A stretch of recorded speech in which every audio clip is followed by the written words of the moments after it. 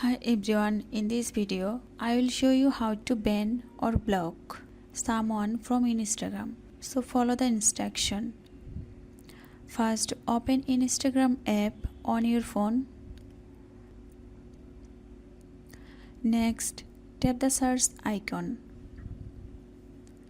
Then search for the account you want to ban or block and open their profile page. Next, in the top right corner of their profile, tap on three dots. Here you will see different options. Tap on ban or block depending on your app version. Now choose block. Finally, tap block again to confirm.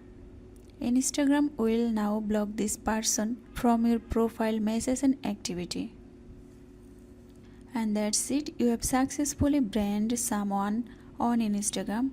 If you found this video helpful, don't forget to like and share. Thanks for watching.